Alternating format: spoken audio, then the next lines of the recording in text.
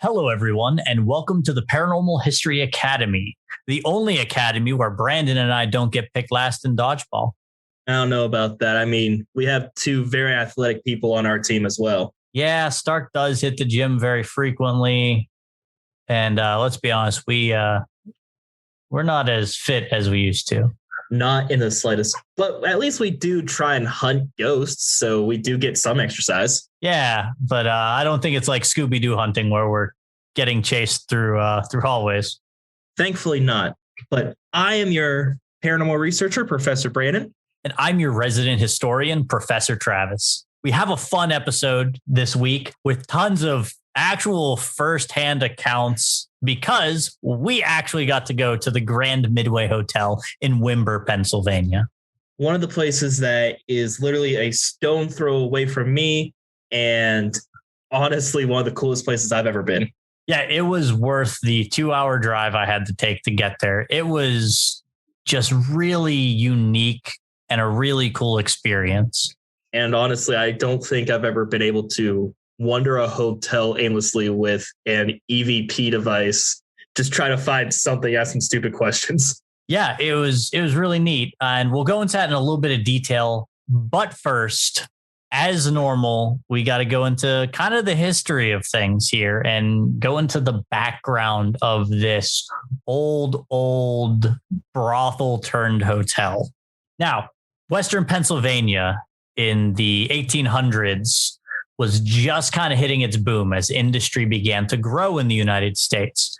More specifically, in 1880, the town of Windber was founded because an active coal mine was discovered. Or it wasn't active at the time, but they found coal in Windber and decided to open up a coal mine.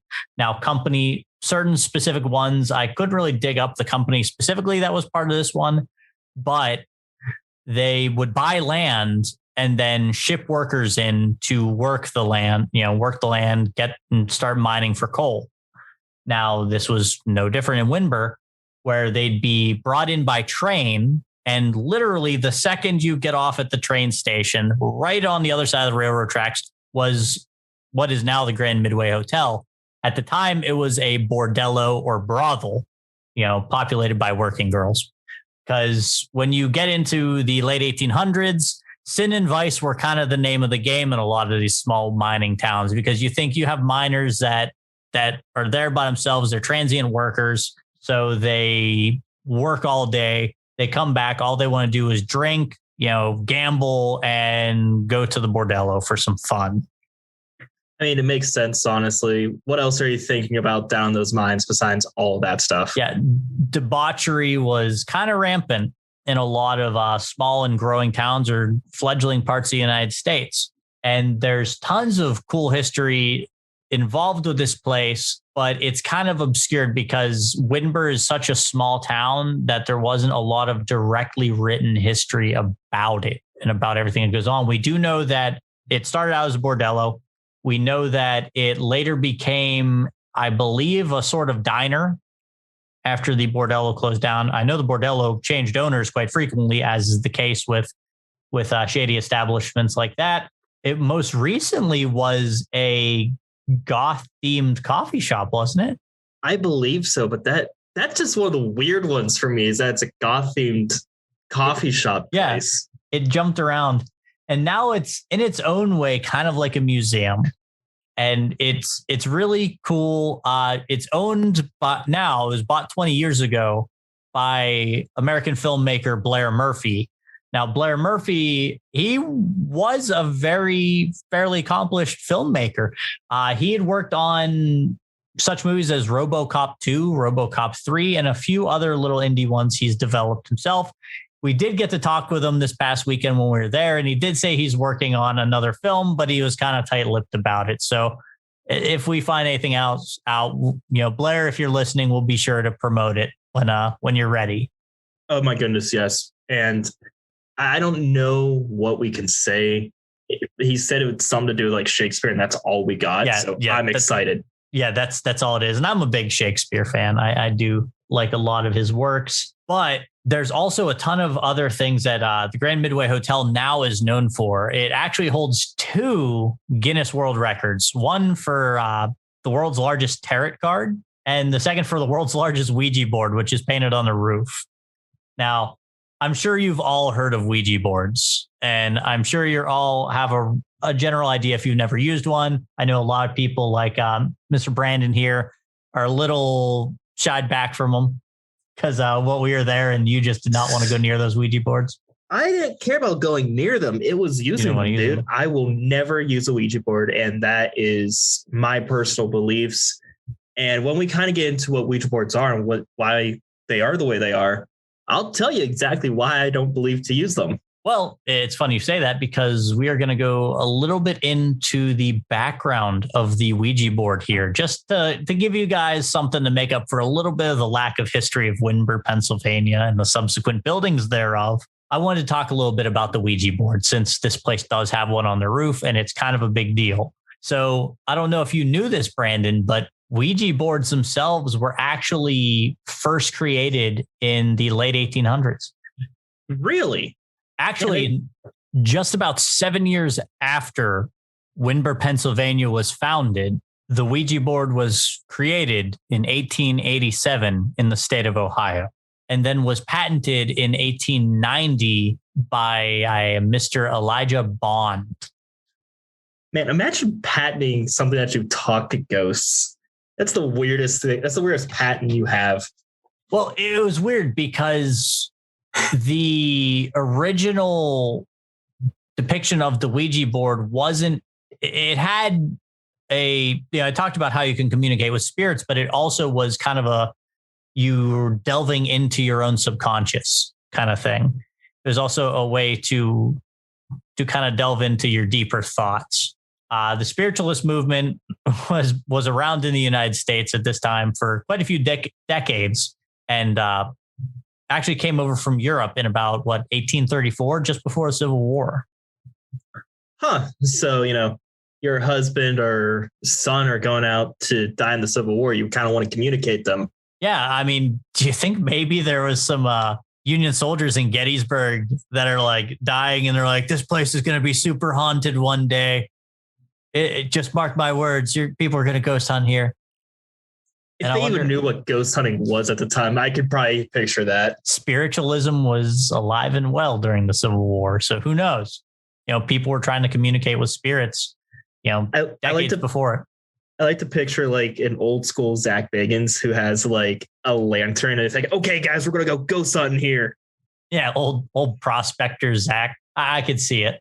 Yeah. So it was patented in 1890. I believe the patent finally, was finalized in 1891.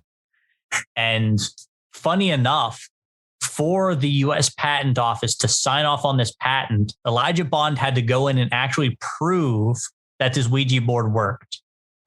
And the U.S. Patent Office corroborated and said, yeah, this works. They signed off on it and it became patented. So you do have a government entity confirming that Ouija boards exist or that they work. I mean, I guess so, but even still, you do have the ideomotor response going on. And for those of you who don't know what that is, it's where your body makes micro movements that you really can't feel or detect.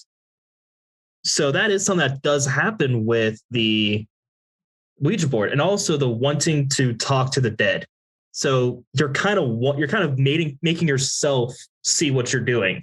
So what you're telling me is there's more of a subconscious aspect to this than supernatural. Maybe so much, a supernatural phenomena. Now, I'm not to say that we're discounting, any supernatural occurrences any of you may have had. Oh goodness, no, not by a long shot. It's just that we wouldn't be much of a paranormal podcast, now would we? No, we wouldn't. But there is some science behind it that does kind of explain certain things. And it still is spooky. It's still freaky. You have the board spell out someone's mother's name, and it's still weird. Yeah, it's still kind of odd. But fun fact, the Ouija board that we know it today may have been made in 1886. I apologize. I had to go back the years 1886. It was first kind of shown and used, not 1887. But the actual use of like devices like what they called automatic writing, or what was known in China as Fuji, dates all the way back to 1100 AD in China. So we actually have hundreds of years of similar usage as a Ouija board, except it was more of a pendulum hung from the ceiling that would write. So, but it is kind of cool to know that similar things have been used throughout history. That does kind of speak, I guess, validity towards this possibly being something paranormal then. Yeah, it was in 1100 AD in China. It was kind of a thing in the Song dynasty. Like I said, they called it Fuji. It was believed to be used as a primary means of necromancy until it was forbidden by the Qing dynasty. Yeah, you don't want to be raising the dead. That's kind of bad. Yeah, that's probably why people don't speak in Latin anymore, because they just casually summon things. Now, where the kind of paranormal side comes to the Ouija board is you don't know who you're talking to. It could be the very lovely Miss Sarah, who bakes cookies all day and is the awesomest ghost ever. Or you can have Beelzebub, the ninth layer demon of hell, and you don't know which one you're talking to, but they're both Sarah. So good luck, dude. I mean, as long as they can give me some really cool Rice Krispie recipes, I'm not going to complain. Yeah, but you don't want the demon to be with you forever. And that's where I kind of shy away from Ouija boards. I may be a paranormal investigator, a paranormal researcher, but I'm not going to sit there and intentionally try and get followed by demons for the rest of my life. Again, if they make good Rice Krispies, I'm not going to complain. You and Rice Krispies, man. I like me some Rice Krispie treats. Leave me alone. Attacking me for my snack preference. That is one of the biggest things that keeps happening throughout the series is you keep mentioning Rice Krispie treats. It's my go-to snack, man. Next time we go on a ghost hunt, I'm going to bring Rice Krispie treats just for you. I'll bring some. You know what? What ghost doesn't like Rice Krispies? Exactly. That's how we're going to get some more stuff out of the Grand Midway when we go back, is we're going to bring some freshly baked Rice Krispie treats. Now, going into some of the ghosts, we're actually going to talk about some of the ghosts of the Grand Midway and kind of go into our experiences as well. But first, we have to start in the basement, where a kind of sad story happened, and multiple psychics have been into the Grand Midway. And for some reason, they keep saying that there is a body buried in the basement and is a child, which kind of sucks, honestly. That's kind of depressing. It is. And multiple people have said that they see a little girl running around the hotel. They see just weird stuff kind of happening with a little girl. They've caught a little girl crying on EVP. And my weirdest one, she's more responding to women.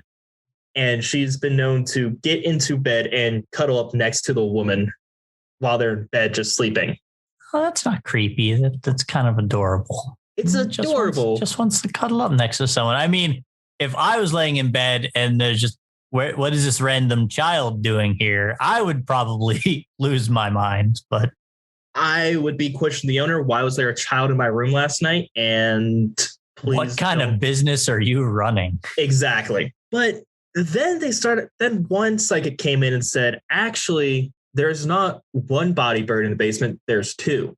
And supposedly, like, one of the working gals was killed or strangled a little bit too hard. Like, she liked it rough, but this guy actually killed her. Ooh. So he was one of the... Fair warning, all you BDSM fans. Fair warning indeed. Practice safe bondage. Supposedly, he was one of the higher ranking members in the city council. So, like, they couldn't have him ruin his reputation.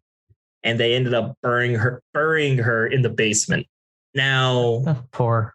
How believable that is, if that actually happened, who's to say? It still sucks. And they do have EVPs where they could hear a mother singing to her child and the child crying in the background. That's freaky. It is freaky. It's weird. I don't know why it's there. Then we kind of move to the Titanic Bar. And this is one of the first things that you will see when you walk into the place. And there was a mysterious kind of murder that happened in 1949, a man was killed behind the bar. It was over some weird stuff going on. There was like, I think, bad meat sold. Well, actually, I can answer this. So back in those years, in a lot of towns, meat was rationed because there was actually a shortage. There was droughts going on, especially in Western PA. So livestock, was dying off. They didn't have enough meat to go around, so they rationed it. So you can only eat meat on the days that they rationed it. Okay. And there were actually two individuals in this bar that were selling meat on one of the days you couldn't eat it. And a police officer, I guess, had walked in and caught them, and he was going to arrest them. When they jumped him, they beat him very severely and threw him out the back door, where he was run over by a taxi cab. So, yeah, that stuff kind of happens. Yeah. So again, that was a big thing then was you'd get arrested for violating the meat ration. Which, funny enough, that's actually one of the biggest places that ghost hunters, back in that little area where the behind the bar is, you get a lot of EVPs and just ghost hunters get stuff back there. Yeah, I mean, we'll get into it in a little bit, but we even may have gotten something there. It was definitely something. And if you guys really want to know what we're talking about, do check out our Facebook and our Instagram at the Paranormal History Academy. You can see the pictures. They're pretty cool. Moving upstairs, though, we go to the hallway where room 12 is, the Canopy Room, and pretty much all the rooms that you can really stay in. The hallway itself is kind of weird. There is a butler-style ghost, I guess they call him. The ghost butler. Pretty much. Was it the candlestick that got him? I think so. Or the iron pipe. He's so weird because he likes to kind of see what's going on. When a psychic had entered the building once, she said, "This guy is in my face and he's just really wanting to know what I'm doing." He is a lighthearted, likes to mess around, have some fun type of ghost. He doesn't seem malicious, but he's just been a guy who walks around. One ghost hunting crew was in there and they're kind of getting ready to set stuff up. And a man walked past them going, "Oh, I'm sorry, I'm in your way." Well, they turn around and ask the owner, "Hey, who is that? That's kind of weird." He goes, "There's nobody in there. No one should have been in there. I don't know what you're talking about." Investigation done. Pretty much like, okay, cool. We just got freaking evidence. Awesome. Right out the gate. That would have been kind of cool if that happened to us, though. Yeah, that would have been pretty amazing. Now, the weirdest one was part of the owner's story and like talking about what all happened. And it was in the mermaid room, which is where we actually caught a little bit of evidence. We'll get into that in a bit as well. There was a woman staying there and she was like, he's kind of weird, but he's nothing of it. Supposedly her and the butler ghost had sex. In a dream, which is weird. That's a very weird one. I kind of wanted to add it because it's just weird. Kudos to that lady for admitting like, yeah, I had a wet dream about this ghost in this building. I guess, but that's just a weird one, honestly. That's like a right turn out of nowhere. It was when they told us about it. I'm like, that is out of left field. That is really what is going on in your psyche to be dreaming about that. But next we kind of go into the Canopy Room. And this one is kind of sad because they don't really have information on her. Because what death isn't sad? Pretty much. But there was a story that we were told. We don't know how valid it is, so take it with a grain of salt. This woman was a working girl and she fell in love with somebody and she didn't understand that it wasn't love. It was just lust. And she ended up committing suicide. Yeah. And I believe they even said she was only 16 years old. Which makes sense. But the ghost that haunts the Canopy Room is known as the Squidlana. And I want to know where they got that name. I didn't ask them, but like, I didn't really understand it. It was just weird, but it's like the ghosts we've had the past 2 weeks now, and that it's a crawler. It crawls around on the floor, on the ceiling. And notably, this one has thumbs. Oh, That's the distinct difference. But what is it with all the crawlers and creepers? Like it's like there's one for every household. I don't know. It's weird. I don't understand why that's so common. Maybe it's because the afterlife, you can only choose like one thing and you just choose to crawl around. There's only two modes of transportation, either crawling or the hell bus. And no one wants to ride the bus. But this thing has been known to growl at people. It's grabbed people. It actually, if you're staying in the Canopy Room for the night, it's been known to kind of sit at the edge of the bed and watch you, which I don't know if it's evil or not, but it's weird. It's creepy. It's still intrusive, I guess. The Canopy Room itself is one of the most haunted rooms there is. And we can kind of say firsthand, it's creepy. It is a creepy room. It is a very creepy room. Mr. Blair Murphy has several dolls in there. One of them is the actual movie prop of the girl from The Exorcist.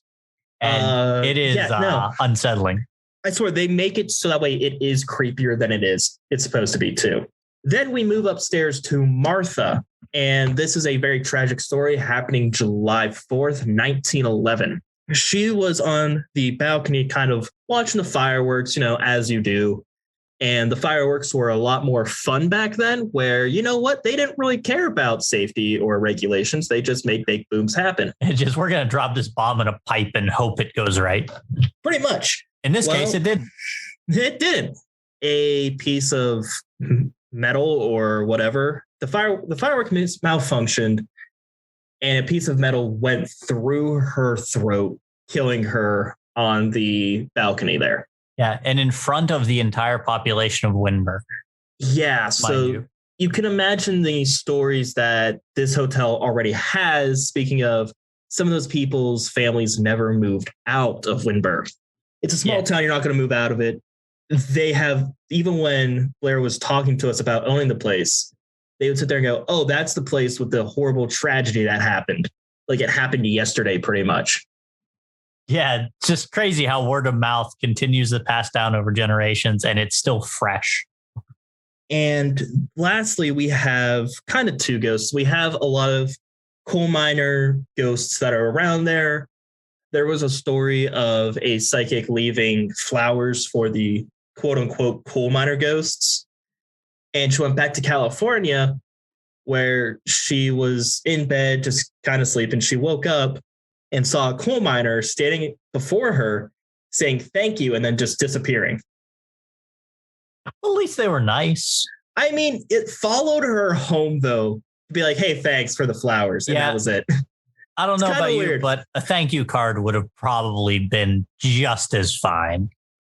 I mean, would it have been as creepy if it was like a Facebook message saying, hey, thanks from an unknown person? I'd be more impressed that a coal miner from the early 1900s could use Facebook.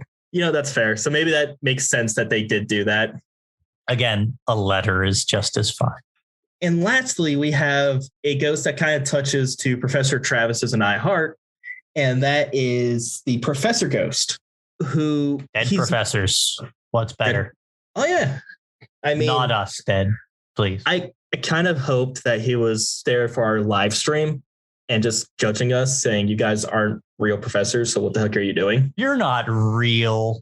You're not really educators. But this guy, he just kind of sits there and watches and sees what's going on. They don't even know who it is. They just know that he stops there frequently and just hangs out. So he's basically the lurker in every single group chat. Pretty much. He doesn't really say anything, but he'll read your messages. He kind of might share a little chuckle here and there. But that's it for the ghosts. Now we can kind of talk about our investigation, Travis. Yes, we can. There was some really cool and interesting things that we found. One of the first things we wanted to note is when we arrived, literally this place is right in front of the railroad tracks. So you could tell that when workers were brought in by rail, that was one of the first places they saw.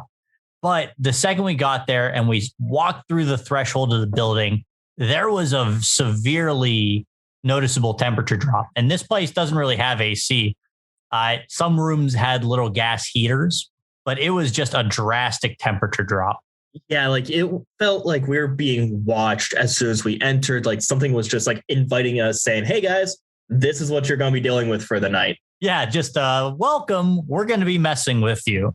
And honestly, they kind of did, but I think they had their own fun with us. I think I want to say if they were there, they were a bit shy, especially for the first long while of our time there. Oh my goodness, yes. But the first kind of notable thing that we did was go to the Titanic Bar, and we're trying to do a little EVP session there, see if we can get anything.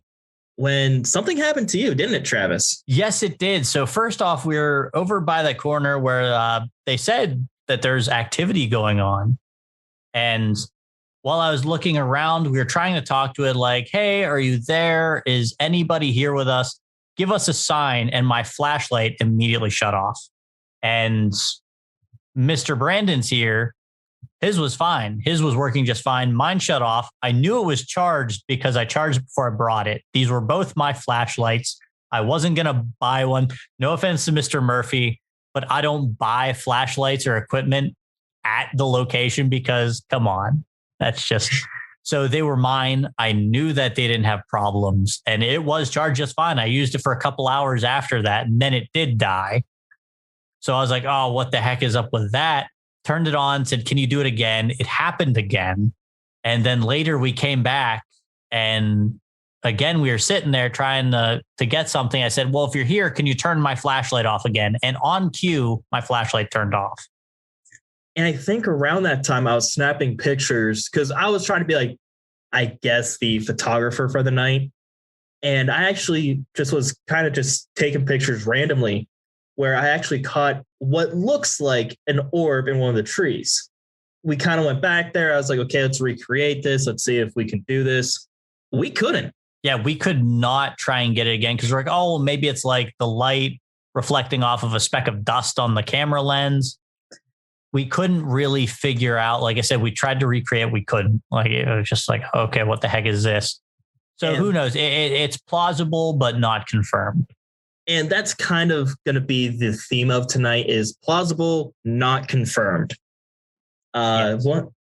Then we actually go upstairs to the mermaid room, where actually that's one of the least haunted rooms of the place. Yeah, it's usually where people go to get away from the creepiness because it's a little more inviting. It's kind of childish in its own way. There's like stuffed fish hanging from the ceiling.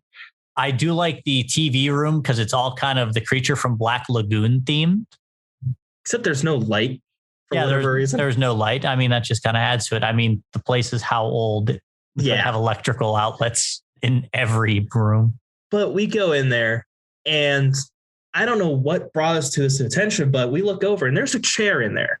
And it's just in the corner, right near the bed. Doesn't really have a place to be there, no rhyme or reason, but it's there. We look down, and we're like, hey, someone's sitting in that chair. Yeah, you could see the impression in the chair of someone sitting there, like from, their buttocks, if you will, on the cushion, and like the divots along the edge of it where your legs would be. And now that I think about it, you think that may have been the professor? That could have been. He could have been checking to see how we were and who we were. Yeah, he does like to sit there and judge silently. I mean, it was just the weirdest thing because I remember sitting there kind of trying to do a backlog of, did I sit in there? No, I would have remembered sitting in that chair.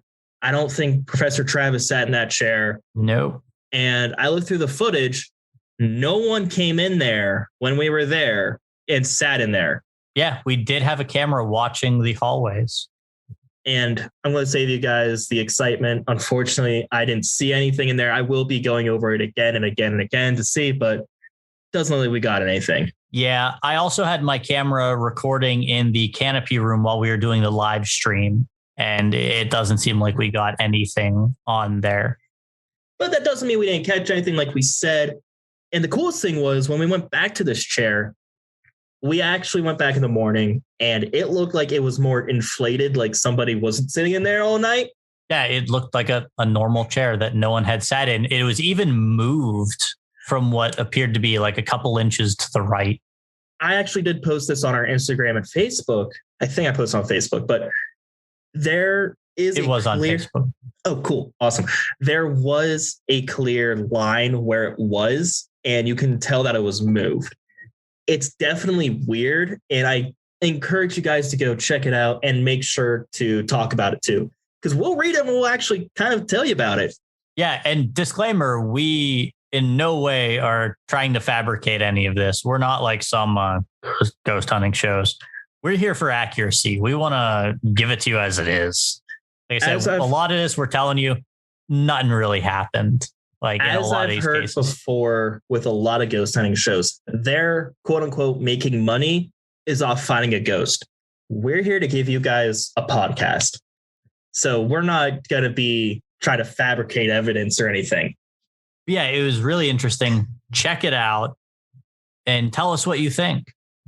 I think the last major piece of evidence that I remember kind of seeing, for me at least, we were upstairs where Martha's picture was. And I remember looking over towards the Shakespeare room and taking a picture. And just in the window, you can kind of see a face. I haven't posted this on Facebook. Faces. I haven't posted this on Facebook yet because I still really don't know. But there is like a tiny face that you can see behind one of the leaves, and it's kind of cool. But it is really interesting. That's all really evidence that I remember. Travis, what's some of the other evidence that you remember? So I know for some reason, whatever was there liked me a bit. Loved you, dude. Yeah, I don't know. Maybe it was the bald head. They just can't get enough of it. It reminds them of the sun, maybe. I don't know. But we decided we made our base camp in the Dragon Room, which I loved because it was kind of Dungeons and Dragons themed. And it was another one of the quote unquote like safe rooms. Nothing really happens there. So we're like, heck with it. This is our base camp. This is our reset point. So whatever freaky things happened, that's where we're going to go and kind of refresh. Well, we decided for the night, we weren't getting a whole lot. And we're like, you know what? We're going to maybe take like a power nap, go back at it at 3 a.m. So we lay down and I'm laying there I was wearing 2 sweatshirts because it was freezing. First off, I want to let you know, we aren't kidding when we say there were temperature drops. We had the gas heater running in that room and the room got fairly warm. The second you crossed the threshold of that room into the hallway, the temperature dropped. You could see your breath. The weirdest thing too, to add a little caveat to that, it wasn't in one area too. There were cold spots. Yeah, there were specific spots. I will testify that there were times where I'd walk out, like, okay, it's not too bad. Walk 5 feet and be cold. Walk 5 more feet and be perfectly fine again. Yeah, I know one that I kept running into was right at that big picture frame between the Dragon Room and the Mermaid Room. Yes. That consistently, like sometimes it would be there, but a lot of times it would be there and sometimes it wouldn't. Yeah, it was really weird. And there were no like vents for AC or anything to be running because there was no AC in the building. Yeah, there was no AC. There was some gas heaters. This place had no insulation. It's still the same building it was from 1880. But we were laying down in that room and I had like my head down with some hoods over, like my hood over my eyes. And I woke up to the feeling of someone. It almost felt like they took their hand and ran it across my throat or like their finger or something. Like something was touching me and running its hand or whatever across my throat. And it kind of freaked me out. Like what the heck is happening here? And the only thing I could think of is it has to do with Martha. You know, she had her throat cut by a piece of shrapnel. That's all I could think of. I also had one where I was laying down on my back and it felt like someone was pressing on my throat. And those were just a few of the little things. I know in the bed, Mr. Brandon also ran into this. It felt like someone right in the middle was pressing the mattress down. Like you could feel it start depressing. Yeah, it was kind of weird, honestly. Like just him and I were laying there. I was as close to the wall as can be. First of all, for safety. And second of all, I don't want to be close to Professor Travis that much. I don't like him that much. Oh, man. That hurt my feelings. But I just remember feeling that there was something just in the middle of the bed. Like that's not him. It's not his feet. I don't know what the heck that is. Yeah, my feet aren't that heavy. No, they are not. Yeah, it was a really interesting experience. And like I said, that dragon room was supposed to be one of like the less things going on.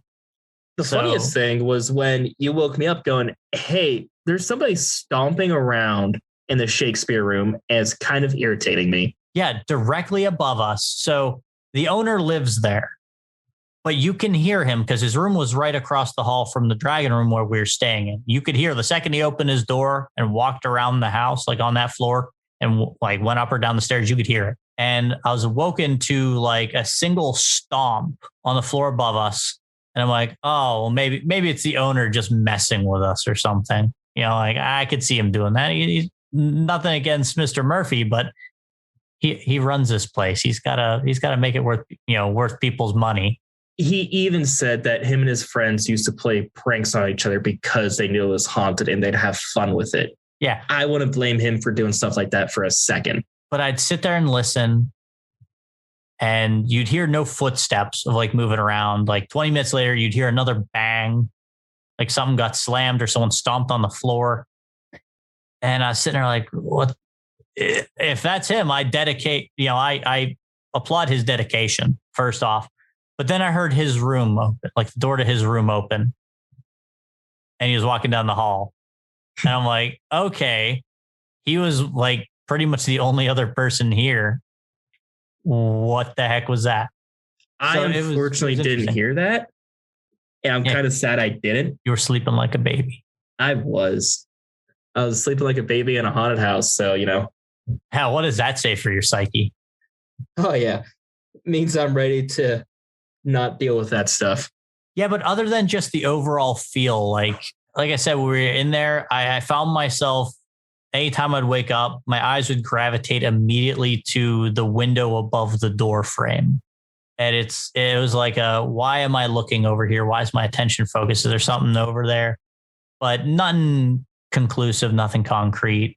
But other than those, like I said, it was real as day. It felt like someone was dragging their fingers across my throat, like completely. Like as I'm doing it now, it was the exact feeling.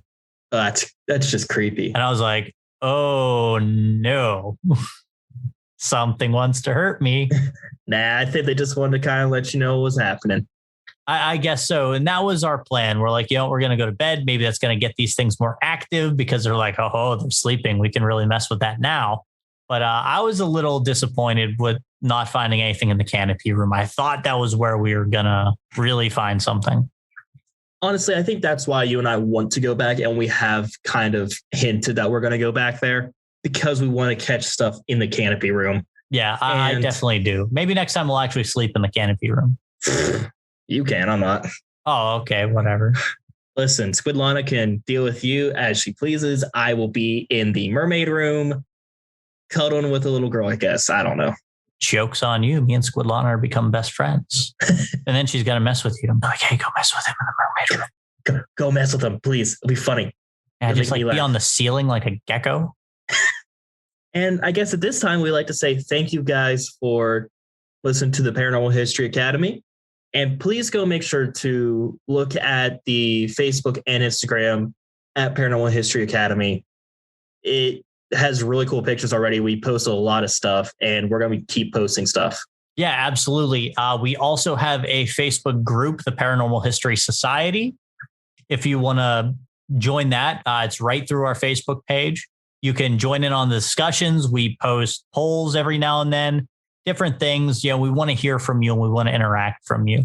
But again, we really appreciate your support, and we appreciate all of you who listen to us in this kind of fledgling first season. And be sure to check out next week, where we will be talking about the Lizzie Borden murders.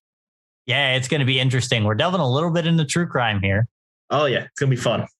But yes, look forward to that. And again, thank you all so much. And this has been the Paranormal History Academy. Hello, everyone. Travis here from the Paranormal History Academy, here to talk to you about our Patreon. If you like our podcast and want to continue to support us, consider becoming a patron. Patron benefits include Discord access, exclusive merch, and much, much more. The Paranormal History